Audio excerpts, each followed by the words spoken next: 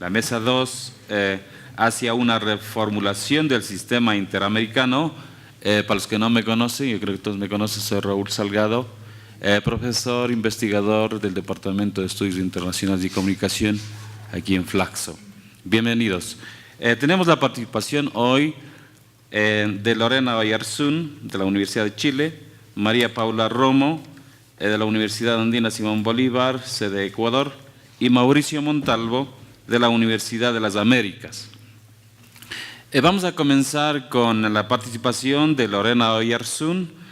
Lorena es doctora en Relaciones Internacionales e Integración Europea de la Universidad Autónoma de Barcelona, magíster en Derecho Internacional Público y Relaciones Internacionales,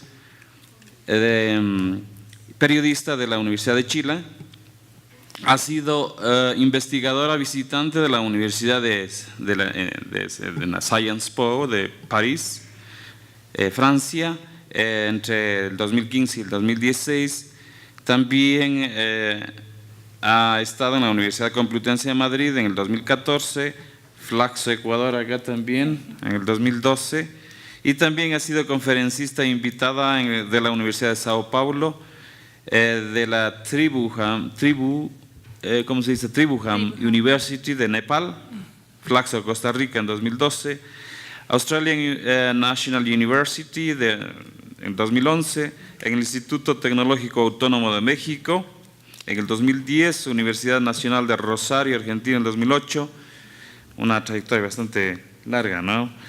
Miembro del Grupo de Reflexión sobre Integración y Desarrollo de América Latina y Europa, y fue coordinadora de Relaciones Internacionales de la INAP y vicepresidenta de la European Community Studies Association, EXA Chile, entre el 2010 y el 2013, y se ha desempeñado como docente de la Academia Diplomática Andrés Bello en el Instituto de Ciencia Política de la Universidad Católica, en el Instituto de Estudios Internacionales de la Universidad de Chile y en la Facultad de Ciencia Política de la Universidad Diego Portales. Bienvenida, Lorena, te doy la palabra.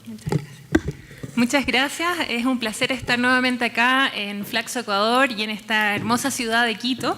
Quiero agradecer, por supuesto, la amable invitación que hizo el embajador Francisco Corrión de organizar este seminario y sobre todo de debatir un tema que es tan relevante sobre la gobernanza en América Latina a través de una organización de cooperación como es la OEA. ¿Ya? En este sentido, mi presentación va a estar enfocada en lo que se nos pidió para pensar y reflexionar fundamentalmente sobre hacia una reformulación del sistema interamericano, una pregunta, y ver la realidad de 1948 a 2018. Para eso yo voy a articular esta presentación en 4 partes. Primero voy a dar los argumentos para entender esta relación y respondiendo un poco a la pregunta. Luego el marco analítico que voy a utilizar para posteriormente desarrollar, y luego me centraré fundamentalmente en entregar antecedentes históricos o el contexto de 1948, cuando surge la Organización de Estados Americanos y las características esenciales, y luego ver la OEA en la actualidad, para finalmente, en base a hacer una comparación entre estos dos periodos, llegar a unas conclusiones. Entonces, cuando hablamos de ¿es necesaria una reformulación en la OEA para que efectivamente esta siga vigente o está la OEA en decadencia en realidad? La verdad es que en base a los objetivos declarados de la organización se puede sostener que está en crisis, ¿ya? Pero, ¿por qué pongo entre comillas no hay nada nuevo bajo el sol? Porque esta crisis ha estado presente en la organización, la verdad, desde varias décadas.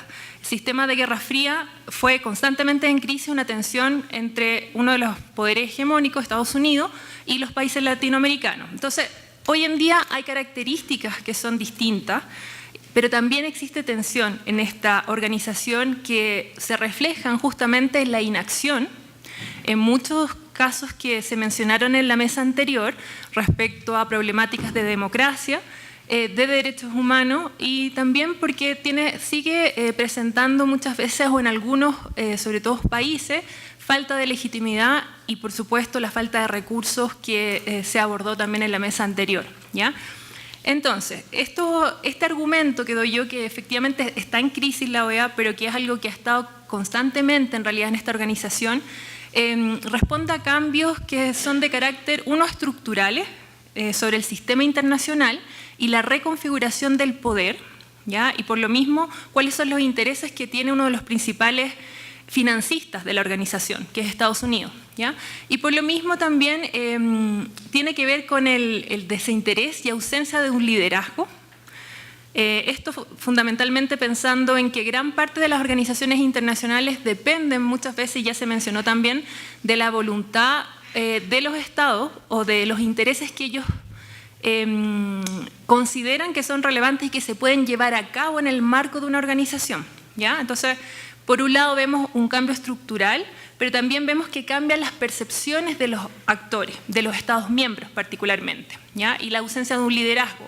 Los liderazgos en toda política, en toda organización, sea de cooperación o de integración, siempre se estima o se piensa que muchos quieren liderar, pero en realidad cuando uno lidera se paga un costo también, y el costo no solamente es político, sino también económico, por supuesto, ¿ya? Entonces, por un lado ese elemento, y por otro lado también se observa que esta crisis tiene que ver con los cambios en la percepción de la región latinoamericana en el mundo, ¿ya?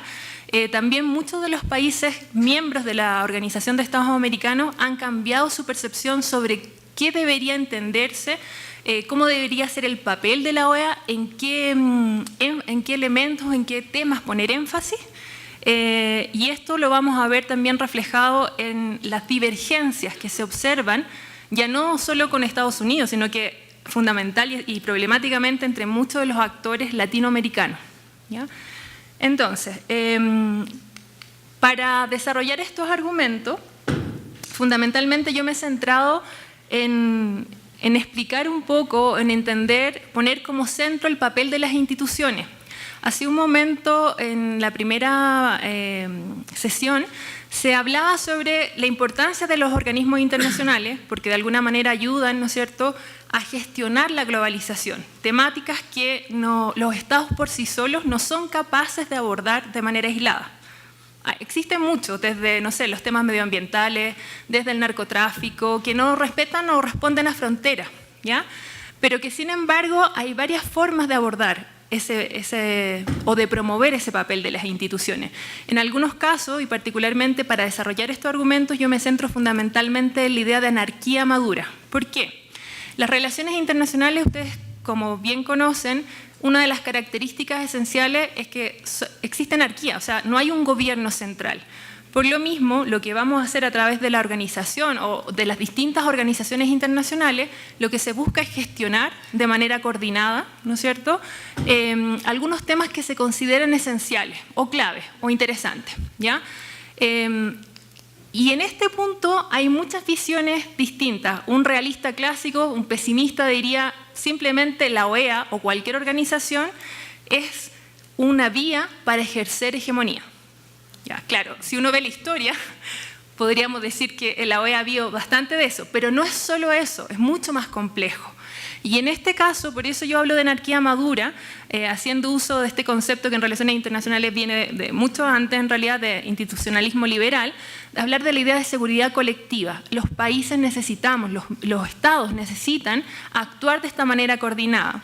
Y fundamentalmente, centrándome también en la idea de que la política internacional son claves no solamente las estructuras, sino que también las ideas que existen respecto a cómo queremos este mundo, cómo queremos esta región, cuáles deben ser realmente los intereses donde los focalizamos, cómo entendemos, por ejemplo, la democracia en la región, que es algo que viene mucho antes de saber si queremos que se mantenga o no la OEA, qué queremos como región, qué queremos como Estado.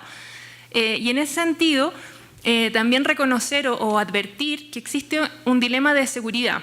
Muchas veces cuando hablamos de la OEA, hablamos de democracia, derechos humanos, también hablamos de seguridad. Y esta seguridad ha tenido distintos cambios a través de la historia, el concepto de seguridad. Hoy en día hablamos de seguridad multidimensional. Ya no solamente, o sea, incorporamos elementos económicos, incorporamos elementos de desarrollo que van asociados también a la mantención de sociedades pacíficas. ¿Ya? Entonces, en este contexto, es que yo quería analizar un poquito y ver esta diferencia entre el contexto actual y lo que sucedió el año 1948 cuando comienza, ¿no es cierto?, la Organización de Estados Americanos como tal. Y para esto hay que reconocer, o desde esta perspectiva que yo les propongo, es entender que las organizaciones internacionales también son burocracia, ¿ya?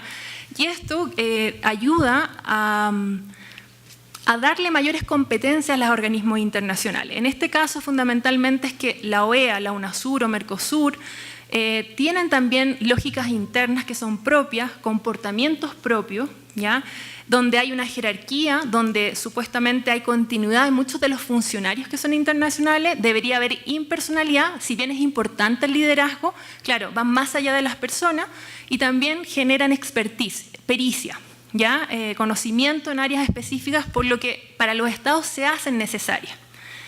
Y a través de sus reglas, a través de la creación de reglas, que se conversó bastante en la sesión anterior, sea a través de una declaración, de una convención, de principios que se están proponiendo, son ideas que se están socializando en comunidades, ¿ya? Y esas ideas reflejan y son capaces de cambiar a veces las estructuras, ¿ya?, de poder. Y por eso les decía que para mí, cuando hablamos o hacemos un análisis de cualquier organización internacional, el poder es importante, ese poder material, pero también el poder de las ideas y cómo pueden o no cambiar estas. Y en ese sentido, la OEA también ha cambiado a través del tiempo. Han cambiado los énfasis, han cambiado las tensiones y lo que sí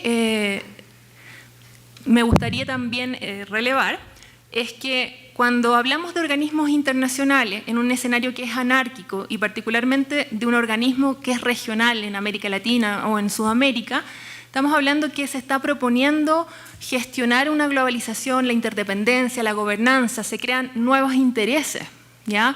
Se definen tareas internacionales, se establecen nuevos modelos, se clasifica, se crea identidad, ¿ya?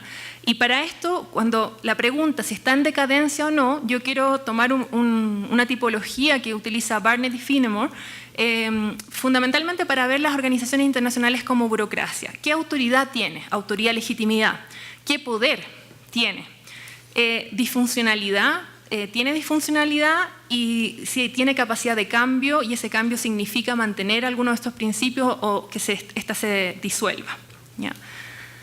Entonces, el sistema interamericano, teniendo en consideración estas ideas, ¿ya?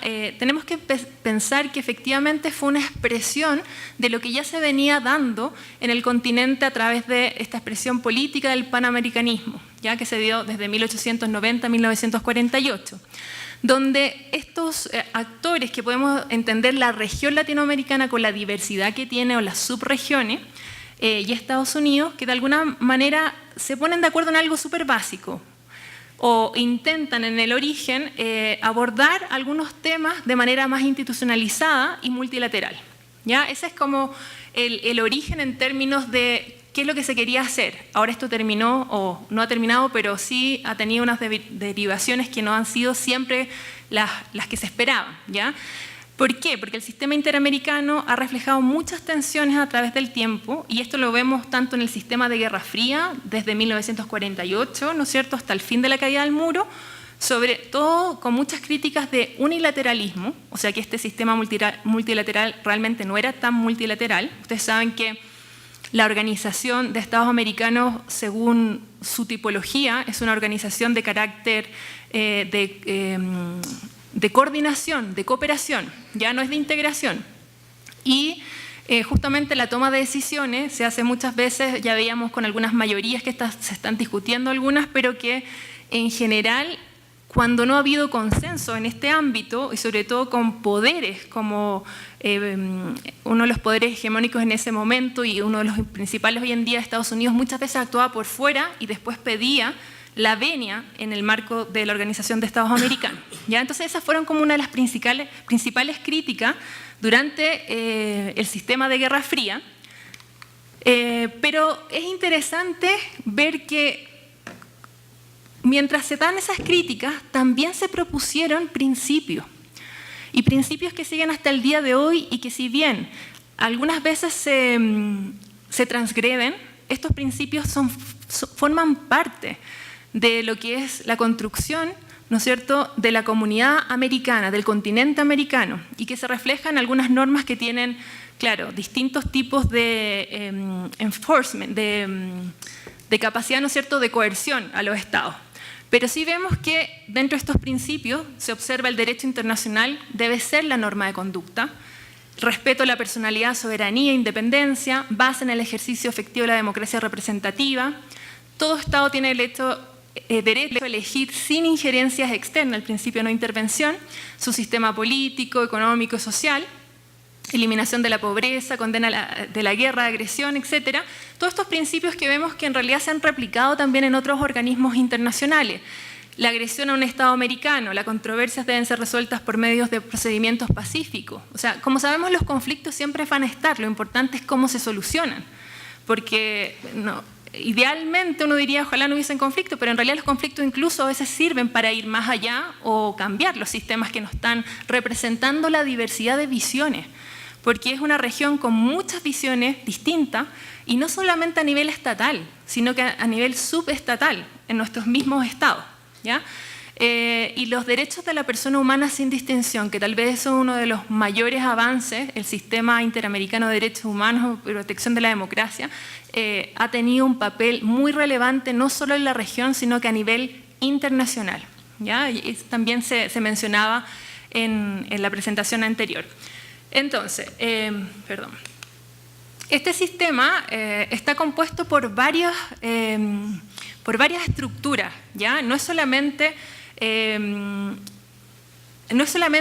los pilares, claro, tenemos democracia, tenemos la paz, en el fondo como objetivo esencial es la paz, pero a través de la seguridad, a través de la promoción y defensa de la democracia, y en este caso podemos ver que desde 1948, incluso antes, se empiezan a crear algunos esquemas y órganos que van a ser parte de este sistema interamericano.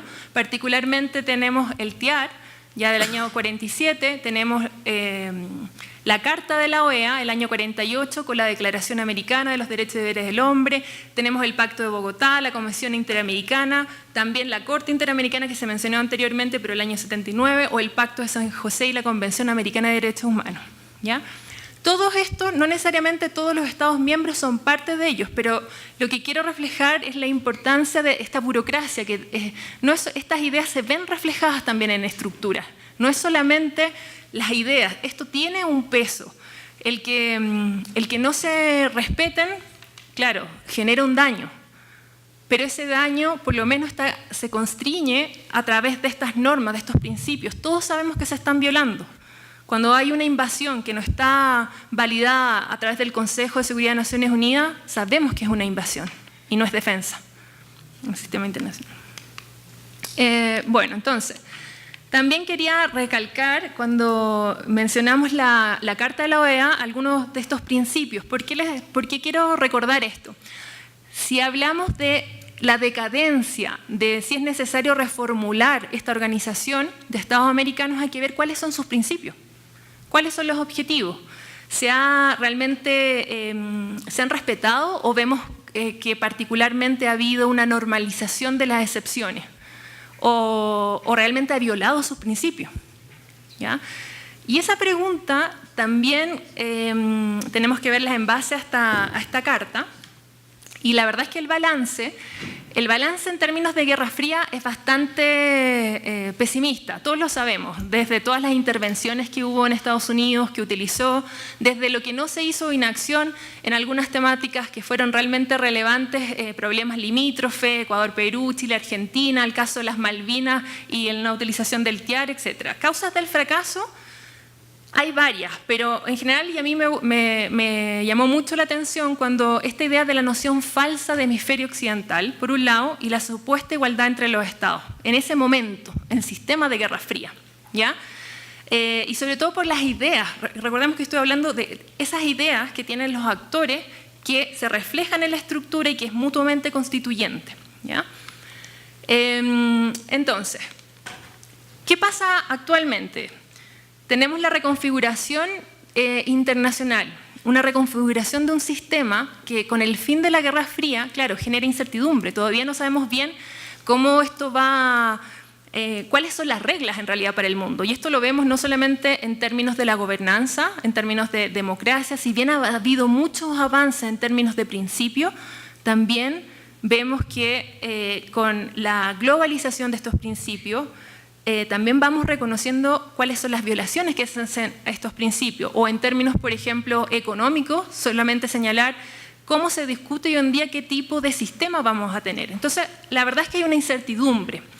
Y lo que creo que genera o tiene efectos importantes en términos de lo que es la OEA hoy en día, tiene que ver con estos principios democráticos que ya se mencionaba también anteriormente, la Carta Democrática del año 2001, la Cláusula Democrática que fue anteriormente, en realidad el año 92, pero que es parte de estos principios que se ven reflejados en las normas, el regionalismo sudamericano, cómo cambia, esta convergencia que se produce de gobiernos progresistas que también comienzan a cuestionar o buscar marcar esta incertidumbre, ¿no es cierto?, mayor autonomía. Se buscaba autonomía. Y lo que es interesante también que se dio en un marco con un superciclo de commodities que generó mayor margen de acción para muchos gobiernos, ¿no es cierto?, que dependían de recursos naturales, que dependen de recursos naturales, gran parte de los gobiernos latinoamericanos, y donde vemos que eso reconfigura estas jerarquías internacionales. Entonces, claro, hoy en día hay un escenario distinto, pero también siguen las tensiones. ¿Y estas tensiones en qué van? Van fundamentalmente en valoraciones diversas. En el caso a la pregunta, ¿sigue vigente o no? Claro, si yo pongo la temática fundamentalmente o el trabajo que ha hecho la Comisión Interamericana, creo que es bastante vigente. Sin embargo, hay mucho escepticismo respecto a la organización en sí, la capacidad que tiene la inacción en casos de Honduras, Brasil, Venezuela, Cuba. El caso cubano, que en un momento se intentó, ¿no es cierto?, que regresara, hoy en día no. Entonces, claro, consenso en visión de derechos humanos, habría que ver, ¿hay consenso? ¿Hay ese consenso? En los derechos humanos tal vez sí, cuando hablamos de el interés de los miembros por ocupar esta plataforma, sobre todo cuando hablamos de democracia, es uno de los elementos, yo creo, como más difíciles o los desafíos más grandes de la organización, de crear esta identidad, de generar consenso en temáticas que para ellos son claves, para la organización es clave. Principios sobre democracia, principios sobre los derechos humanos, ¿ya? Y particularmente, ya para terminar, que creo que me estoy pasando, finalmente señalar que, claro, ante la pregunta si se debe hacer una reformulación del sistema interamericano y esta realidad de 1948 a 2018, yo creo que se mantiene una crisis existencial, pero por diferentes motivos, ¿ya? Y estos motivos son, ¿cuáles son las patologías de la OEA? Que en casos donde hablamos de paz, de democracia, de los conflictos como en Venezuela, como actuar en Honduras, claro, no han sido lo suficientemente efectivos. Sin embargo, han sido muy efectivos respecto a la Comisión Interamericana de Derechos Humanos, la Corte Interamericana de Derechos Humanos. Y va en relación a cuáles son las expectativas de los estados, hacia dónde va la región. Y hace un momento, en la presentación anterior, se preguntaban si era o no bueno que hubieran organizaciones. Claro, los organismos internacionales buscan gestionar la interdependencia para muchísimos temas. El tema es, ¿compiten o no entre ellos? O puede ser, tal vez, uno de los elementos más importantes, tal vez hoy en día en la OEA, es claro que ha tenido muchos aciertos, pero tal vez focalizar para que no compita con otros organismos. ¿Ya? Entonces, ¿qué incluir? ¿Qué consenso? Y ese es un debate que debe ser profundo en la Organización de Estados Americanos y profundo en los Estados miembros, porque este desinterés además que hay de Estados Unidos. Estados Unidos tiene otra agenda. Eso, claro, es malo por un lado los recursos, es malo porque no hay liderazgo, pero también puede ser bueno. Y la OEA no puede ser la OEA que no sea del sistema de Guerra Fría, donde tuvo tanta deslegitimidad, y puede ser que sea la oportunidad para realmente abordar temáticas de una manera mucho más balanceada, donde se respete uno de los principios de que efectivamente todos los estados van a tener igualdad, ¿ya? En el sentido de que su opinión va a ser relevante. Espero no haberme pasado tanto. Muchas gracias por su atención. Muchísimas gracias a la profesora Oyarzún por su análisis. A continuación tenemos a María Paula Romo, ecuatoriana, feminista, política, profesora universitaria, abogada graduada en la Universidad San Francisco de Quito, donde también obtuvo su maestría en Gobierno y Administración Pública. Fue miembro de la Asamblea Constituyente del Ecuador en el año 2008, en la que presidió la Comisión Legislativa. Fue elegida asambleísta nacional para la legislatura del 2009-2013. Durante este periodo presidió la Comisión de Justicia y Estructura del Estado y fue fundadora del Grupo Parlamentario por los Derechos de las Mujeres. En el 2011, además, trabajó en la revista Foreign Policy, la que le escogió como uno de los nuevos rostros del pensamiento iberoamericano por su compromiso con las mujeres y los derechos humanos. Fundadora del movimiento político nacional Ruptura 25, Ruptura de los 25, ¿no?, que ustedes se acordarán, disuelto de manera ilegal y arbitraria en el 2013. Además de la política, se dedica a la academia, como decíamos anteriormente. Dicta clases de pregrado y posgrado en varias universidades del país. Entre el 2013 y 2017 fue decana de Jurisprudencia y Ciencias Sociales de la Universidad Internacional del Ecuador. Fue columnista del diario Hoy hasta el año 2007. Por ahora colabora con la plataforma digital Cuatro Pelagatos, que seguramente muchos de ustedes ya han leído. Ha realizado investigaciones y publicaciones sobre temas constitucionales, acceso a la justicia, derechos humanos y libertad de expresión. Actualmente es consultora, docente invitada en la Universidad Andina Simón Bolívar, sede Ecuador, y docente investigadora en la Universidad San Gregorio de Portoviejo. Bienvenida, María Paula. Cedo la palabra, por favor. Muchas gracias, Raúl. Muchas gracias, Francisco, por la invitación. Qué gusto compartir además el panel con Lorena y con Mauricio.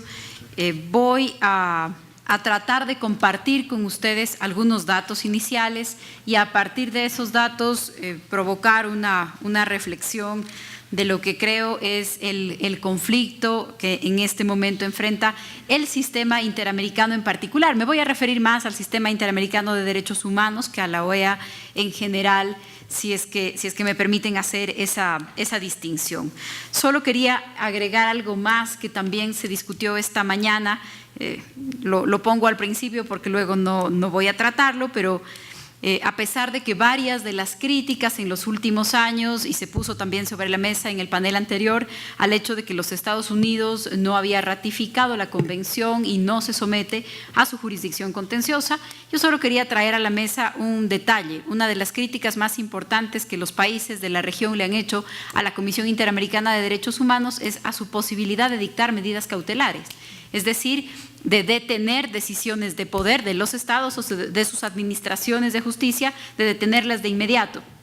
A pesar de esto, a pesar de que esta ha sido una de las críticas principales de los países miembros, signatarios, estados parte, un país que nunca se ha quejado de las medidas cautelares y que las cumple es los Estados Unidos de Norteamérica. De hecho, en el caso del Ecuador, el Ecuador le pidió a los Estados Unidos una medida cautelar para detener la ejecución de un ciudadano ecuatoriano que en este momento está privado de libertad y sentenciado a una pena de muerte en el estado de la Florida, y los Estados Unidos detuvieron, en virtud de obedecer una medida cautelar de la Comisión Interamericana de Derechos Humanos, detuvieron la ejecución del señor Nelson Serrano. Entonces, creo que también algunas de estas críticas sobre el tema de los Estados Unidos habría que moderarlas bajo la mirada de los comportamientos concretos de los estados, que por supuesto además varían dependiendo de cuál es el gobierno cuya política exterior están representando, así que tampoco es posible que digamos este es el comportamiento, sería lo ideal, pero no es posible que digamos respecto al sistema interamericano este ha sido el comportamiento de tal o cual estado, pero creo que es un elemento interesante. Para hablar del Sistema Interamericano de Derechos Humanos, básicamente nos referimos a dos de sus grandes pilares o dos de sus grandes componentes, que son la Comisión Interamericana de Derechos Humanos y la Corte Interamericana de Derechos Humanos. Y al preparar este panel y al ser invitados, nos proponían también mirar cómo se ha modificado esta realidad. Cuando entró en vigor la Convención Americana de Derechos Humanos, la Convención Americana entró en vigor en 1978-1979, en ese momento, en 14 estados del continente habían gobiernos militares o gobiernos en donde se reconocía una situación interna de guerra civil. En 14 estados. El caso de la violencia colombiana no está incluida dentro de esos 14, que en ese momento no lo reconocía. Y en México, el mismo partido había ganado las elecciones desde 1921.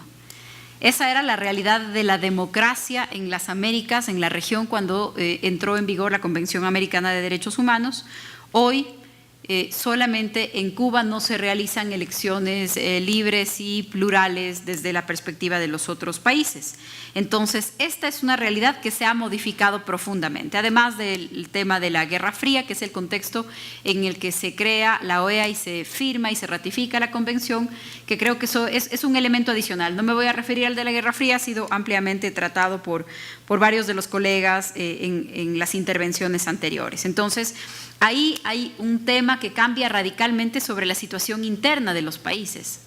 En una situación en la que entra en vigor la convención, en donde probablemente los estados parte no veían como una gran amenaza la actual demanda por parte de los ciudadanos o de las organizaciones sociales en sus propios países, esta posibilidad de ser llevados ante una corte internacional, porque esto es lo más importante. También se decía en el panel anterior, la potestad contenciosa, la facultad contenciosa de la Corte Interamericana es probablemente de lo más interesante que tiene el sistema. La posibilidad de que los estados sean llevados ante una corte que los sancione. ¿Quién controla a los controladores? Esa es la respuesta que el Sistema Interamericano de Derechos Humanos le da al continente, y por supuesto el momento político es muy distinto. Por cómo funciona el sistema, el primer filtro para llevar a un Estado a una corte internacional, el primer filtro para llevar a un Estado americano a una corte internacional es la Comisión Interamericana de Derechos Humanos. La Comisión Interamericana de Derechos Humanos tiene sus propios procedimientos y luego de seguir los procesos internos de la Comisión, un Estado puede ser llevado ante la Corte Interamericana de Derechos Humanos. La Comisión recibe en este momento entre 1.300 y 1.500 peticiones por año. En 1997, la Comisión recibió 435 peticiones. Para el 2010, esas 435 se habían convertido en 1.600 peticiones en un año. De esas 1.500, 1.600 peticiones, la Secretaría, sin pronunciarse sobre los temas de fondo de la admisibilidad, la Secretaría desecha entre el 87 y el 90% de las peticiones individuales. Desde el 2002, la Comisión Interamericana de Derechos Humanos se pronuncia más o menos por 10 decisiones de fondo por año. Creo que es importante tener claros estos datos. Voy a tratar de llegar a una conclusión a partir de los datos, empiezo por ofrecérselos, pero esto es lo que hace la Comisión, más o menos 10 decisiones de fondo por año. Pero la Comisión cada vez más, a pesar de que van creciendo la cantidad de peticiones individuales que recibe, la Comisión cada vez más se concentra en informes temáticos, en audiencias especiales y en visitas a los países para pronunciarse sobre temas especiales. Entonces, a pesar de que cada vez más las expectativas de los ciudadanos de las Américas son que la Comisión atienda sus peticiones individuales y presenta más peticiones, cada vez más la Comisión está concentrada en sacar informes temáticos sobre determinados aspectos en la región, en hacer audiencias sobre temas especiales y en visitar zonas en conflicto. Esto hace que el trabajo de la Comisión sea cada vez más grande, a pesar de que no alcanza a atender más peticiones individuales. ¿Qué pasa con esa respuesta de la Comisión?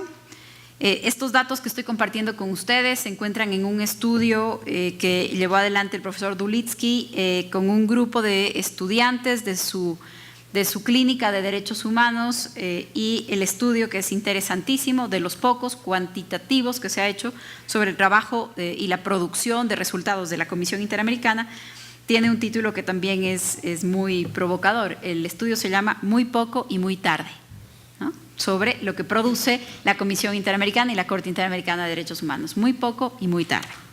Entonces, en este estudio, según los cálculos que ha hecho este equipo, más o menos en responder sobre la admisibilidad de una causa, la Comisión Interamericana de Derechos Humanos se demora 4 años cuando la admite, cuando la declara inadmisible 4.7 años, cuando decide su archivo 10.9 años, cuando propone una solución amistosa al Estado 6.16 años. Y el total del proceso en promedio en la Comisión Interamericana podría tardarse 6.5 años en promedio. Cuando la Corte recibe una de estas causas, que son muy pocas, son menos del 10% del total de lo que recibe, la Corte se tarda más o menos 2 años en emitir una sentencia. Eso significa que en el sistema interamericano más o menos la respuesta a una petición individual podría tardarse 1 década. También hay casos en donde la Comisión Interamericana de Derechos Humanos se ha tardado 20 años en decidir la admisibilidad de una causa. Paradójicamente era una causa en donde el Estado estaba cuestionado por haberse tardado 23 años en una sentencia y no haber explicado por qué se tardó 20 años. La Comisión Interamericana en ese mismo caso se tardó 20 años en admitirla, tampoco explicó por qué se había tardado 20 años en admitirla. A pesar de que ustedes pueden creer que estoy criticando a la Comisión, esta va a ser una exposición de defensa del trabajo de la Comisión. Todo este trabajo la Comisión lo hace con un equipo de funcionarios que para el 2010 no llegaba a las 60 personas. No llegaban a las 60 personas en el trabajo de la Comisión para atender 1.500 peticiones individuales en un año y todo el trabajo adicional de la Comisión Interamericana. Es un presupuesto muy parecido al de la Corte, a pesar de que la Corte atiende menos del 10% de la carga procesal que atiende la Comisión Interamericana de Derechos Humanos. Para ese año, para el 2010, el presupuesto total de la Comisión Interamericana de Derechos Humanos fue de más o menos $7 millones. Su mayor aportante no es los Estados Unidos, sino la OEA. La OEA le entregó $4 millones a la Comisión Interamericana de Derechos Humanos y eso representa un poco menos del 5% del presupuesto de la OEA. Voy llevando esta reflexión hacia el lugar de que a la OEA tampoco le interesa mucho el sistema interamericano de derechos humanos. A los países no les interesa mucho el sistema interamericano de derechos humanos y a la OEA tampoco. Lo que le entregó sobre el presupuesto de la Comisión Interamericana es menos del 5% del total de su presupuesto. En ese año, Canadá fue el mayor financista de la Comisión, le entregó $1 millón en el 2010. Pero los países que conforman UNASUR le entregaron a UNASUR entre el 2011 y el 2016 $51 millones.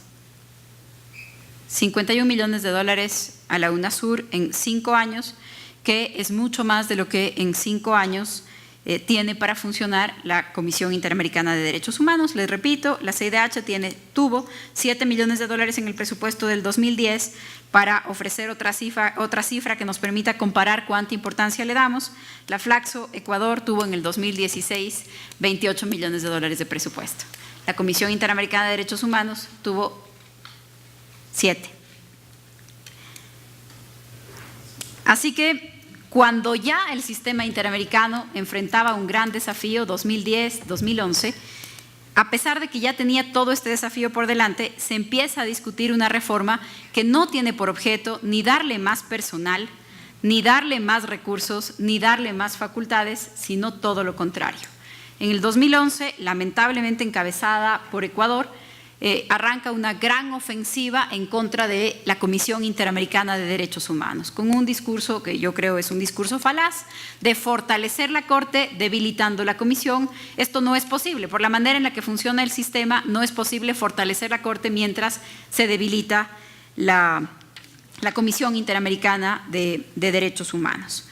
Mi hipótesis es entonces que se enfrentan como dos miradas sobre el sistema, porque desde el punto de vista de los ciudadanos de las Américas, de las organizaciones de derechos humanos, de una sociedad civil que está cada vez más conectada, más vigorosa, más relacionada en el continente, desde ese punto de vista lo que hace la Comisión Interamericana de Derechos Humanos, primer filtro del sistema, es muy poco y lo hace muy tarde. Pero desde el punto de vista de los países, la Comisión Interamericana de Derechos Humanos está haciendo demasiado y lo está haciendo sobre el presente. porque se concentra cada vez menos en las peticiones individuales y cada vez más en los informes temáticos, en las visitas y en las audiencias.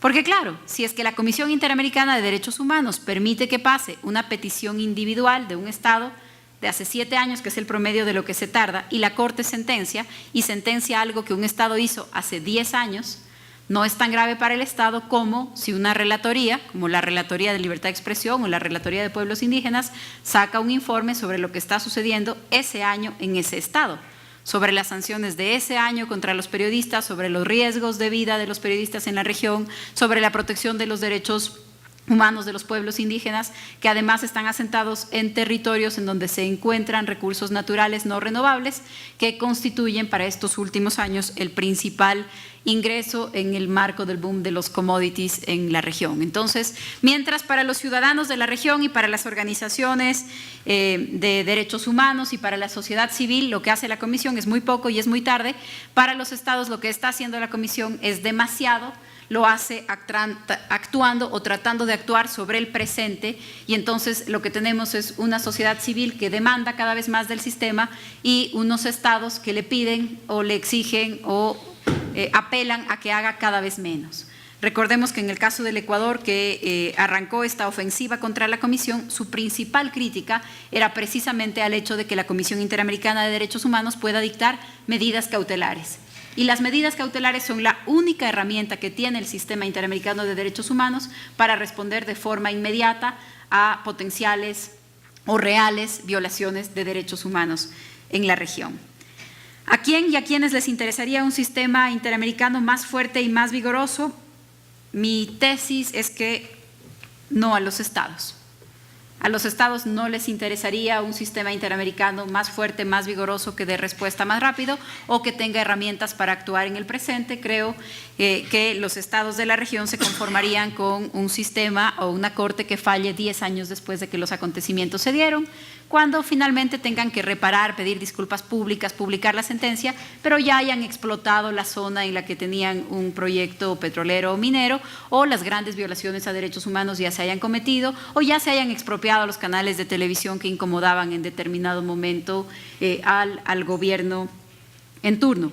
Creo que también se ha debilitado mucho la idea de la región de la respuesta ante eventuales violaciones a los derechos humanos. Hace un rato en uno de los paneles precisamente se hablaba de que la Carta Democrática fue la respuesta de la región a la crisis en el Perú, a la denuncia que Alberto Fujimori hizo a la Convención Americana de Derechos Humanos en su momento. Esa denuncia no se llegó a ser efectiva porque entre la entrega del instrumento de denuncia y el año que debía transcurrir ya se cayó el gobierno de Fujimori, entonces esa denuncia no se llegó a ser efectiva. Pero en ese momento, si lo usamos como un parámetro de comparación, en ese momento al menos la región reaccionó políticamente frente a la salida del Perú de la Convención Americana de Derechos Humanos. Cuando Venezuela se fue del sistema interamericano y denunció la convención, ni siquiera hubo una crítica formal o una expresión de preocupación de los otros estados parte, y quienes se pronunciaron diciendo su preocupación de la denuncia de Venezuela de la convención fueron los miembros de la Comisión Interamericana de Derechos Humanos. Así que creo que la OEA y en particular el Sistema Interamericano de Derechos Humanos enfrenta un difícil momento porque está en el fuego cruzado de los ciudadanos y la sociedad civil en las Américas, que demandamos que hagan más en una situación en la que no creo que pueden hacer mucho más de lo que están haciendo, y los estados quieren que hagan menos y que se dediquen más a hacer historia de las violaciones de derechos humanos de gobiernos anteriores y que tengan muchas menos herramientas para actuar en el presente. Muchas gracias.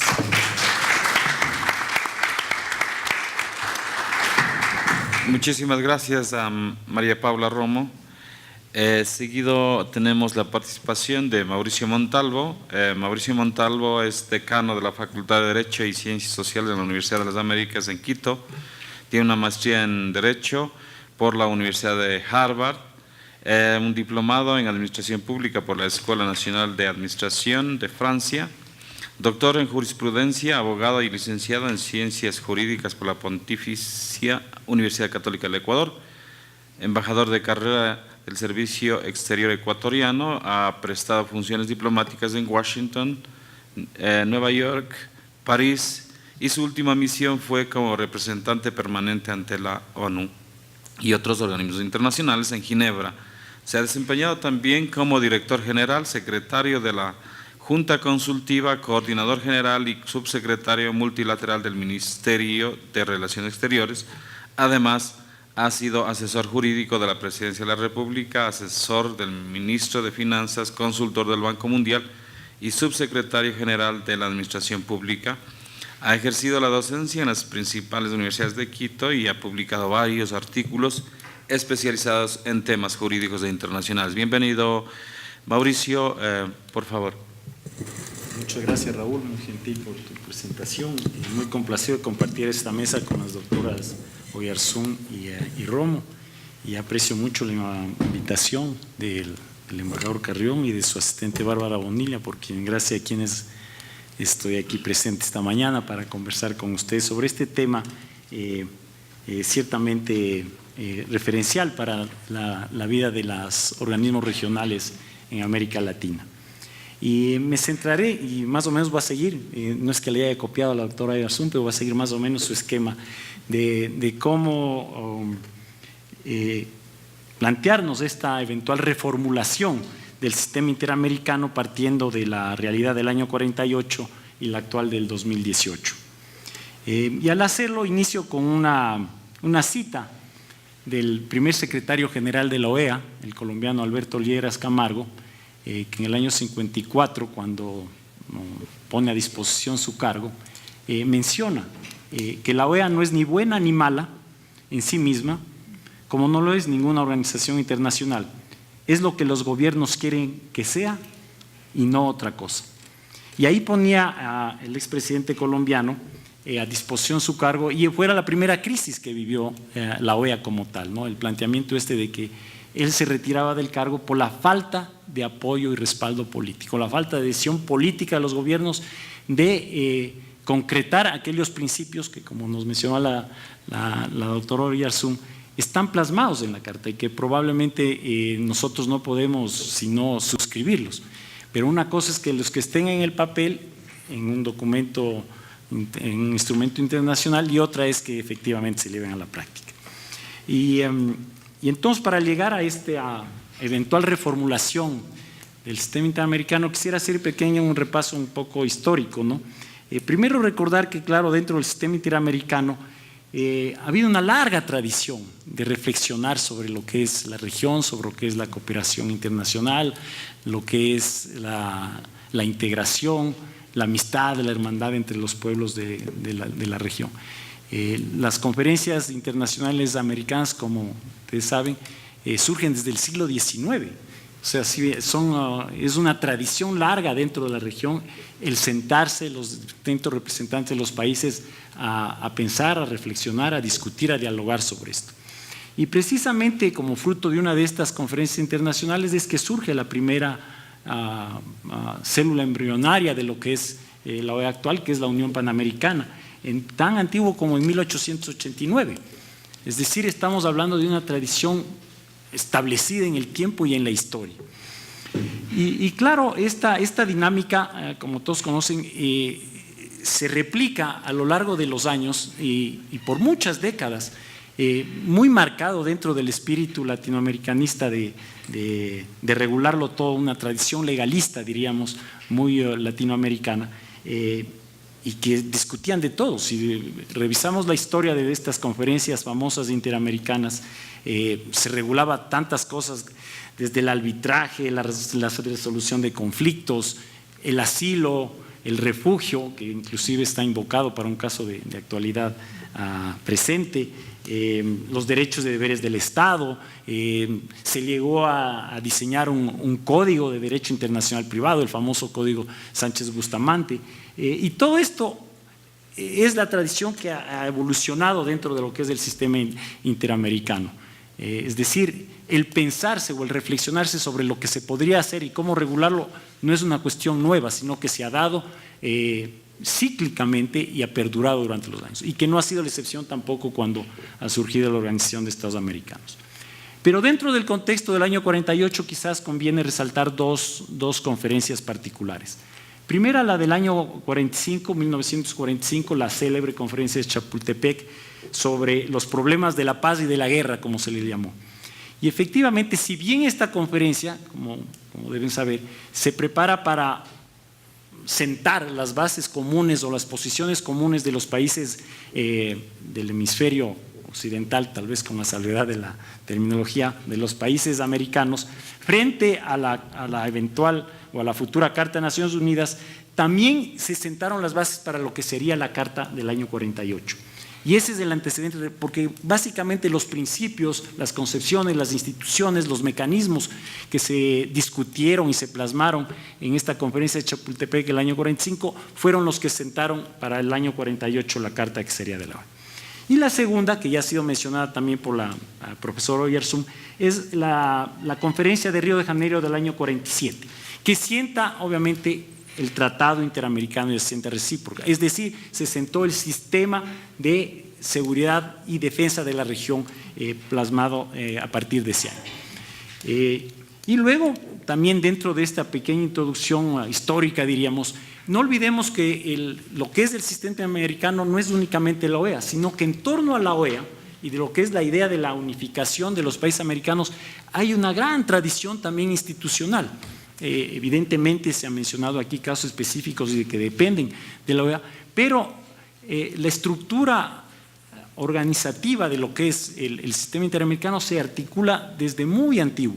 Y para mencionarles como ejemplos, la Organización Panamericana de la Salud desde el año 2002, la Comisión Jurídica Interamericana, que es de 1906, el Instituto Interamericano del Niño del año 27, la Comisión Interamericana de Mujeres del 28, el Instituto Panamericano de Geografía e Historia del 28, el Instituto Indigenista Americano también, el Instituto de Ayuda a la Cooperación Agrícola también del año 1942 y también la Junta Interamericana de Defensa, que hace parte del sistema, que es del año 42. Y entonces, ¿cómo se llega a este contexto del año 48? Y en este caso hay que recordar que ya surge la OEA como organismo regional de las Naciones Unidas. Es decir, ya se inscribe dentro de la tendencia conceptual que prevalecía en esa época, que fue consagrada en la Carta de San Francisco del año 45 y que se deriva en la Carta del año 48 para los países americanos. Y sigue un esquema bastante consecuente, coherente con aquel planteamiento que fue hecho en la Carta de San Francisco. La Carta de Bogotá incluso se inscribe y así aparece en la Carta todavía de la OEA como organismo regional de Naciones Unidas. Y bien mencionaba la profesora Oyarzún, la articulación de esa conferencia del año 48 en Bogotá es muy importante porque es la Carta de la OEA, el factor institucional de lo que es el sistema interamericano, pero también estos dos documentos muy importantes, el Pacto de Bogotá para la solución pacífica de las controversias y la Declaración Americana de los Derechos del Hombre. Es decir, desde su parte incipiente la OEA ya concebía no únicamente una cuestión orgánica, institucional, burocrática, que de hecho lo es, sino también una cuestión muy basada en principios, la solución pacífica a las controversias, la reivindicación de los derechos humanos. Previamente ya se había articulado un sistema de defensa y de seguridad regional a través del TIAR. Y en ese sentido, y coincido con y bien que lo mencionó la profesora Oyarzún, esta Carta de la OEA del año 48 es una expresión típica del pensamiento clásico realista. O sea, si las reflexiones de Morgenthau respecto a lo que era el establecimiento de la situación anárquica y cómo se impone la autoridad de los estados de manera absoluta, sin intervención, sin delegación de ninguna otra, y con la búsqueda palmaria de los intereses de los estados, la Carta de la OEA del 48 es un reflejo típico del pensamiento clásico realista de esa época, y así se lo expresó. Y yo creo que por décadas también respondió a eso, como bien exponía, de que lo que prevalecía era el sistema del interés. ¿Y cuál era el interés aquí? Intereses que tal vez no eran los mismos, pero que confluían. El interés hegemónico, obviamente, del hegemón de la región, que tenía de mantener una zona bajo su protección, su liderazgo, su influencia. Y de los estados otros también que obviamente con la brecha que había y que existe todavía de diferencia, pero que tenían un interés específico en no sentirse marginados de una integración de un organismo regional. Es decir, la motivación básica del pensamiento realista, es decir, ¿qué es lo que mueve la acción de los estados? Los intereses se manifestaba plenamente en la Carta del 48. El interés de distintos de uno, pero la otra también de sentirse parte de esto y no sentirse excluidos. Un poco inclusive si vemos la evolución histórica, ¿cuál es la sanción que se impone al país que se atreve a disentir? La exclusión. Es decir, ahí estaba clarísimo, la sanción era, si queremos aplicar la fórmula esta del paro y la zanahoria era esa, ¿no? Entonces se aplica muy claramente y en eso coincido efectivamente con la profesora Oyarzún. Ahora, dentro de este devenir histórico, ¿cómo se llega del 48 a este 2018? Y ha sido aquí mencionados también, y ha habido muchos bemoles. Evidentemente, la OEA y el sistema interamericano como tal ha estado marcado por la inoperancia, por la falta de acción, por la contradicción con los principios, como fue subrayado aquí hace un momento, y también por las controversias. Y claro, una de las sombras mayores que existe sobre el sistema interamericano que es la OEA es la gran influencia y la hegemonía de Estados Unidos, y eso es algo que no podemos negarlo. Y se da además en el contexto de la Guerra Fría. La OEA es un instrumento dentro de la pugna y la discusión histórica que se da de la Guerra Fría a nivel mundial, en el cual la estrategia regional estaba marcado también por la presencia de la OEA. A ello hay que sumar algo que también ha sido mencionado para esta mañana, la enorme dependencia financiera. Mi primera misión, como fue mencionado por Raúl aquí, fue la OEA precisamente, y era de ver las discusiones presupuestarias para que pueda sobrevivir mínimamente la OEA. Era la gran presión de Estados Unidos, cómo tenía para mantener el organismo. Entonces, eso es una cuestión evidente. Y luego, claro, las cuestiones ya emblemáticas, las invasiones, ¿no? La situación en Guatemala el 54, la situación en Cuba el 61, República Dominicana el 65, Chile el 73, no se diga Granada el 83 y Panamá hasta muy reciente, es una cosa que está a la vuelta de la esquina. Al año 89 todavía en Panamá se vuelve a dar esto.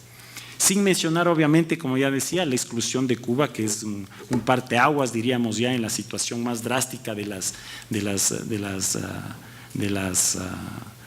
las controversias o las polémicas dentro de la organización.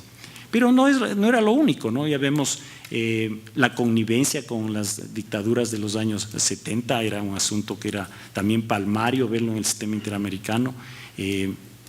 Llegamos a la crisis de las Malvinas. Todos sabemos que fue el fracaso rotundo del sistema de asistencia recíproca y obviamente la partida de función del TIAR a la situación que estamos ahora, que se torna nada funcional. Y en ese sentido quizás sí, esa sí ha sido una evolución sensible de lo que es los orígenes de la OEA, lo que es ahora, ¿no? El fracaso que tuvo el sistema de defensa colectiva del continente. Y luego también estas otras cosas que menciono, era un organismo respecto de otros, inclusive de instituciones hermanas dentro del sistema. La OEA siempre es la hermana pobre que, como digo, se mantiene con las justas. La doctora Romo ha mencionado las dificultades de la CIDH hace un momento, y esto se aplica a todos los otros renglones de su acción. Y luego también, si hablamos de menores, mencionemos ciertos hitos, porque tampoco ha sido todo un fracaso, y eso es lo que explica que la OEA todavía sigue existiendo. Y una de las cosas principales es que a pesar de todos estos desbalances que tiene, la OEA sigue siendo el foro principal político de la región. Baste ver la reacción del ex presidente y del ex canciller del Ecuador. No fueron a los organismos nuevos. ¿A dónde acudieron? Terminaron acudiendo a la OEA. Es decir, sigue teniendo una validez como organismo de referencia en la región. Y se ha acudido históricamente. Recordemos cuando Ecuador y Perú tenían conflicto, ¿a dónde se acudía para bajar las tensiones y buscar a la OEA? Porque además la OEA, dentro de esta tradición americanista, tenía instituciones y mecanismos que favorecían eso. La reunión de consulta de los ministros de Relaciones Exteriores es un mecanismo muy válido que existe dentro del sistema interamericano y que sigue expresándose con sus altibajos, pero es un mecanismo institucional válido para solventar problemas en la región. Hay que reconocer que a pesar de todo, la OEA mantiene un andamiaje jurídico institucional mucho más sólido que el resto de sus instituciones de la región. Se ha mencionado acá el Sistema Interamericano de Derechos Humanos, la búsqueda de esto de la protección de la democracia representativa, el mismo hecho de buscar ahora, más allá del fracaso del TIAR, nuevas expresiones para lo que llaman ahora la seguridad multidimensional, con aprobación de instrumentos jurídicos como la Convención Interamericana de Lucha contra el Terrorismo para la seguridad pública, o la participación en procesos de desminado humanitario, o la lucha contra las pandillas o las maras en la región, o la lucha de la CICAD, por ejemplo, en sistema para la lucha contra las drogas. Es decir, ha habido una serie de espacios donde la OEA se ha podido expresar adecuadamente.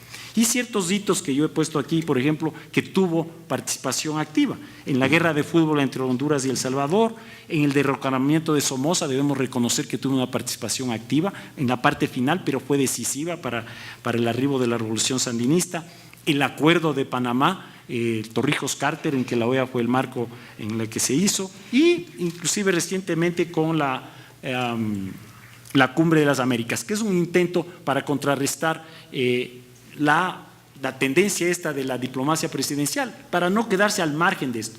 Y esto se inscribe en lo que yo digo, que la reformulación en la OEA no es nueva.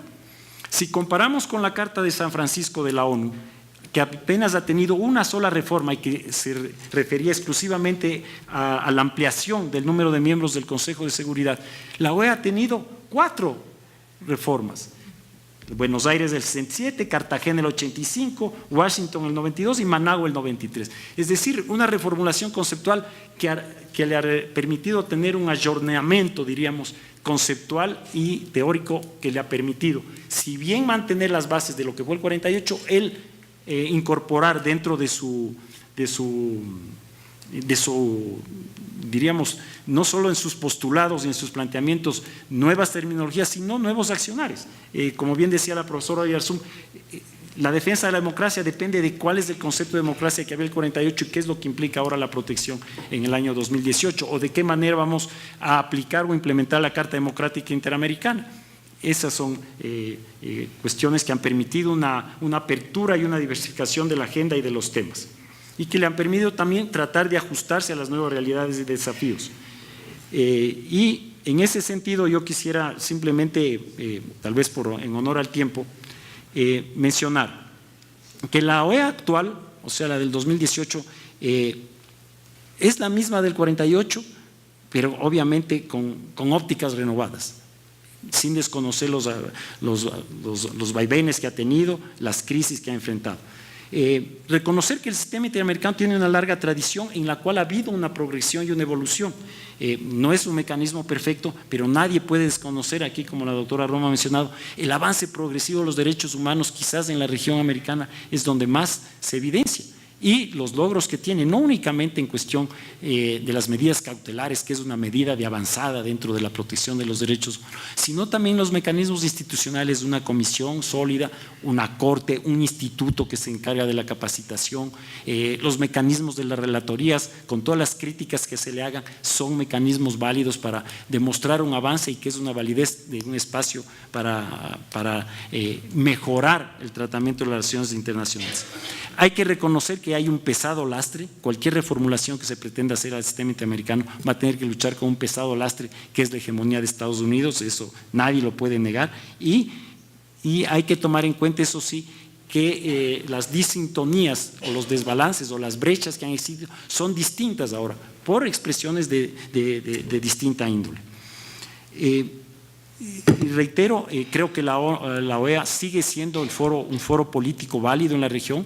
Si lo contrastamos con las otras instancias, por ejemplo, cuando se ha planteado la CELAC o la UNASUR, notamos que desde el punto de vista estructural, teórico, inclusive de lo que son las concepciones de las organizaciones internacionales, la OEA sigue siendo de largo mucho más avanzado que estas organizaciones. La CELAC ni siquiera tiene un tratado constitutivo, no tiene una estructura permanente, no tiene mecanismos de asistencia a los países, y la UNASUR, con toda la intención progresiva que pueda tener, sigue siendo un espacio de la región sudamericana. Es decir, el diálogo y la interacción con el resto de actores de la región hay que encontrar un espacio. Y en ese sentido yo creo que la OEA todavía tiene una respuesta. Además, con un aditivo que yo pensaría, que los mismos actores que participan, por ejemplo, en el CELAC y la UNASUR que estamos mencionando, son los mismos actores que van a participar en la OEA. Es decir, los ministros de Relaciones Exteriores o los embajadores que representan al Ecuador en la OEA, o los subsecretarios o los delegados a esto, van a ser los mismos que van acá. Entonces, no puede darse un desdoblamiento de los tratamientos institucionales internacionales dependiendo del foro que se trate. Así que, así yo dejaría por el momento, Raúl, un poco corriendo a rompecinchas.